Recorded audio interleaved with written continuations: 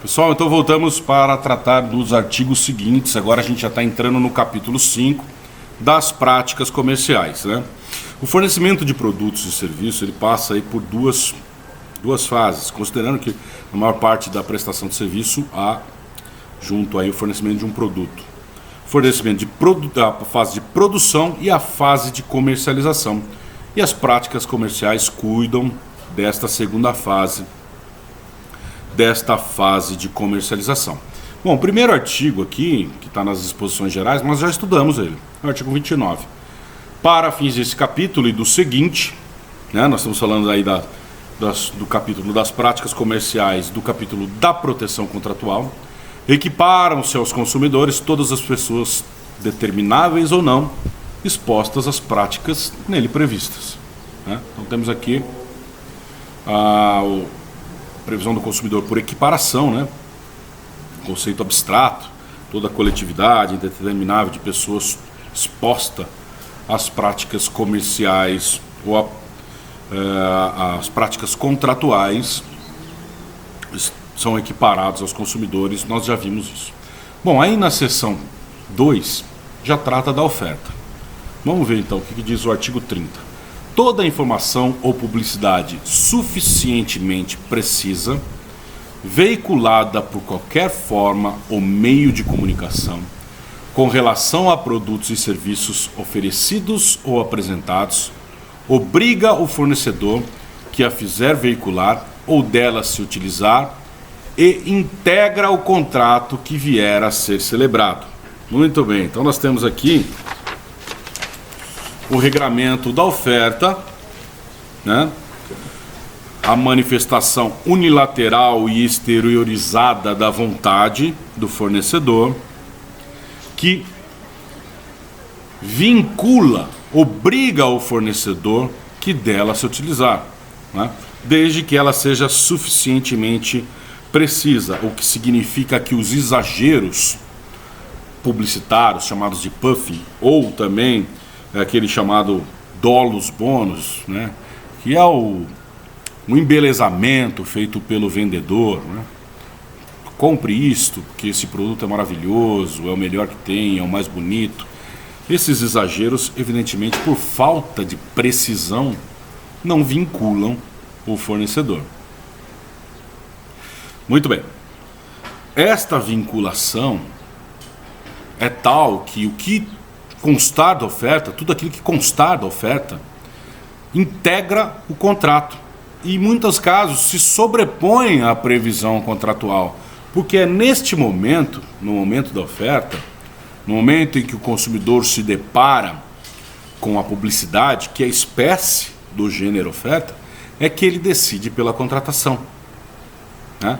Muitas vezes ele vai à loja já pronto, decidido que ele quer comprar aquele produto, porque ele viu a publicidade, ele viu a oferta daquele produto em algum lugar e já se decidiu pela compra daquele produto ou serviço. Principalmente hoje com a comercialização pela internet, né? Com o fornecimento de produtos pela internet. O que não vincula? Se for claramente um erro grosseiro, imagine uma publicidade de uma televisão que está 42 polegadas sendo anunciada por R$400, né? Não sei se esse é um preço absurdo, mas acho que sim. R$400, um televisor que custa 3.000, né? Evidentemente que ali, ou um televisor que custa no mercado por volta de 3.000 sendo anunciado por R$300. É evidente que ali houve um erro grosseiro. E o erro grosseiro também não pode vincular o fornecedor, porque o CDC é um instrumento de proteção do consumidor e não um instrumento para que o consumidor faça um abuso de direito, tá certo? Vocês ouviram um barulho aí, caíram algumas coisas com o vento aqui, não tem jeito de deixar a janela fechada em razão do calor. Muito bem, então vamos lá.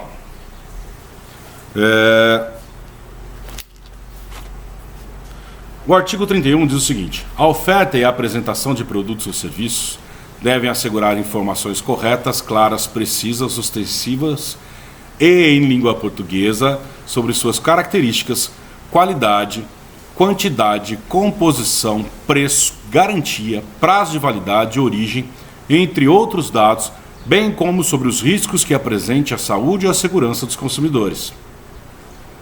Parágrafo único. As informações de que trata este artigo nos produtos refrigerados oferecidos ao consumidor serão gravadas de forma indelével, de forma que não apague. Bom, o que nós vimos aqui é um atendimento do artigo 31, né, tratando da oferta e do direito à informação do consumidor. Nós já vimos que o direito à informação do consumidor é necessário, o seu respeito, né, porque é a garantia de liberdade do consumidor de contratar ou não. Se ele tem acesso a estas informações, a todas estas informações constantes aqui do rol do artigo 31, um rol exemplificativo, tá? Porque o consumidor deve ser informado da forma mais ampla possível, e se ele tem acesso às informações, ele decide de forma livre. Ele sabe se ele quer ou não quer aquilo. E, infelizmente, né, o artigo 31 não é respeitado na sua integridade na maior parte dos casos. A gente vê a colocação de um produto na vitrine sem essas informações, a colocação de produtos em panfletos, lembrando que publicidade é espécie do gênero oferta, né, a utilização em publicidades na televisão, no rádio, na internet, sem essas informações. O ideal era que essas informações fossem respeitadas. Esse rol que se quer é exaustivo, é só exemplificativo. Por quê? Para que o consumidor tenha garantida a sua liberdade. O desrespeito a estas características da oferta pode levar à ineficácia do contrato.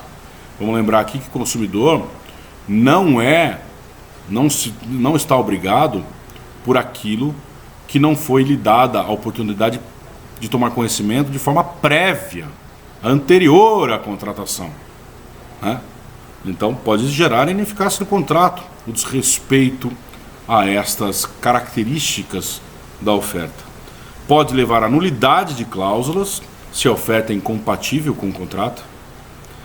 Pode levar ao dever de cumprir, né, que é possível ao consumidor exigir o cumprimento da oferta, porque há a vinculação da oferta, e pode gerar inclusive o dever de indenizar.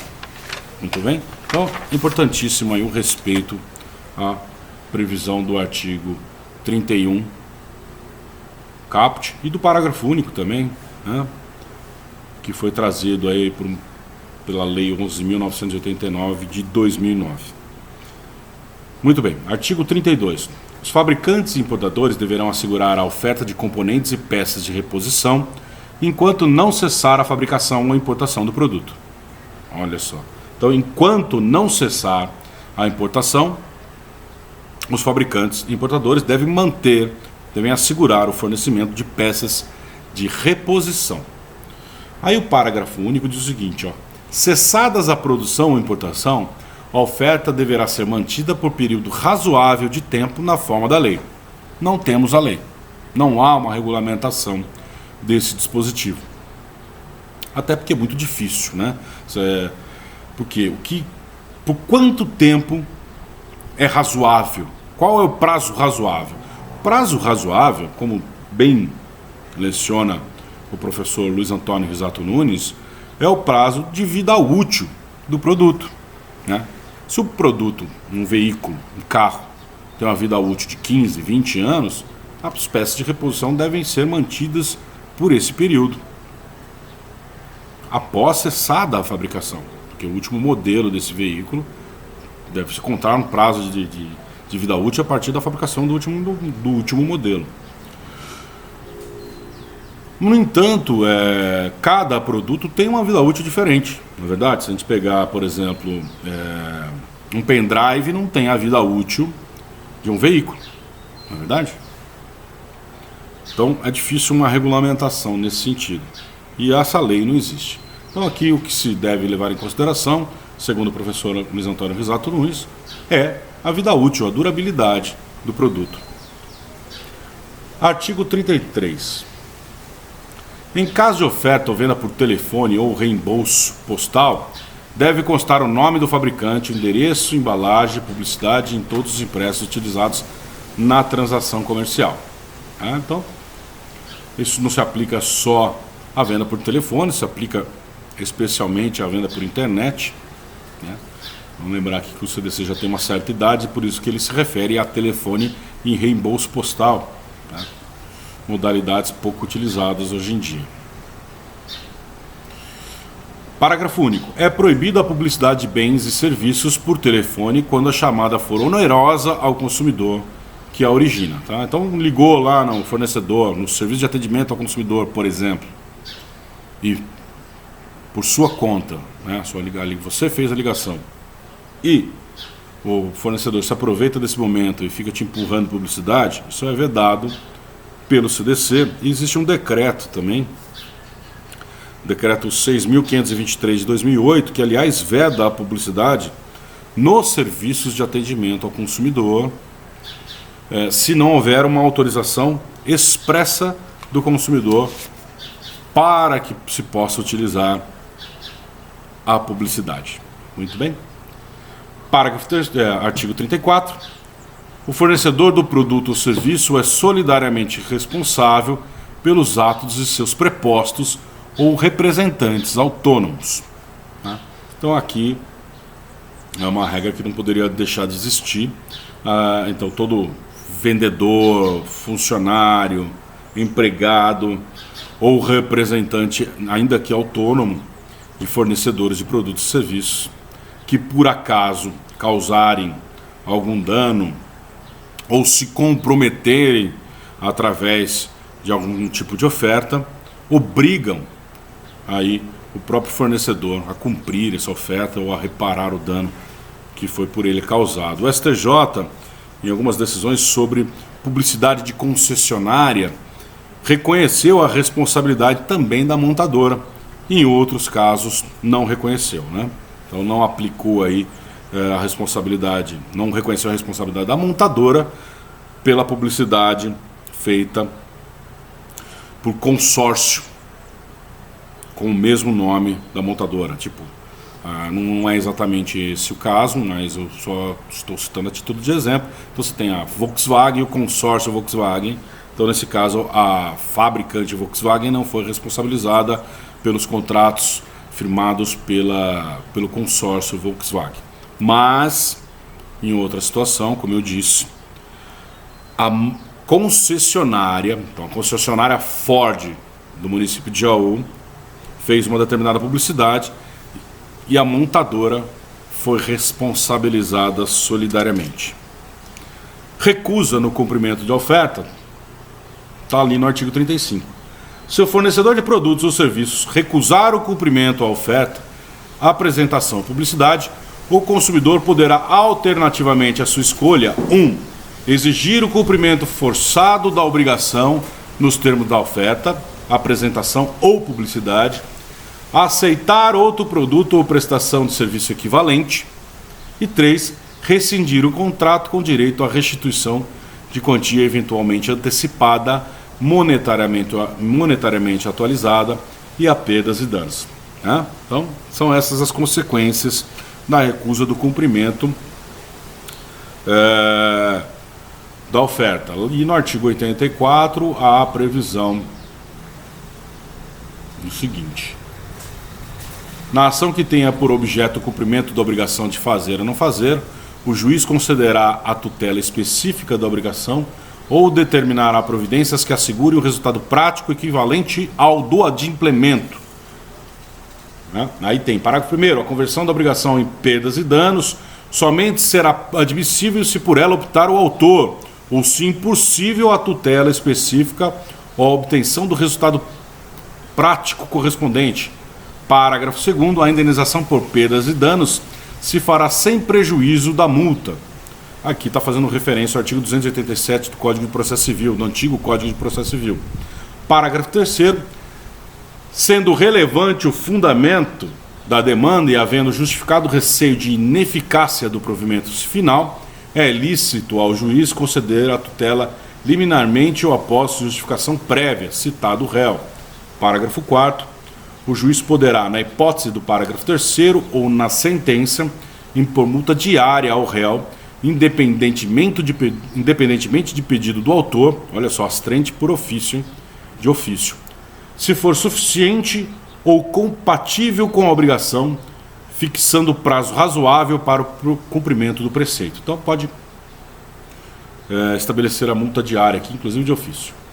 Parágrafo 5º. Para a tutela específica ou para a obtenção do resultado prático equivalente, poderá o juiz determinar as medidas necessárias, tais como busca e apreensão, remoção de coisas e pessoas, desfazimento de obra, impedimento de atividade nociva, além de requisição de força policial. Então, todos esses instrumentos aqui, que são próprios da ação do cumprimento da obrigação de fazer, e são conferidos, de obrigação de fazer ou não fazer, e são conferidos ao consumidor pelo artigo 84, também podem ser utilizados, claro, desde que aplicável ao caso concreto, ao cumprimento forçado da oferta previsto no artigo 35 do CDC, que a gente acabou de ler. Muito bem? Então aqui nós terminamos o estudo da oferta e vamos entrar em publicidade, mas a publicidade é um tema um pouquinho longo, né, para a gente tratar junto desses 3 blocos aqui, então nós vamos deixar para a semana que vem. Muito bem? Até mais!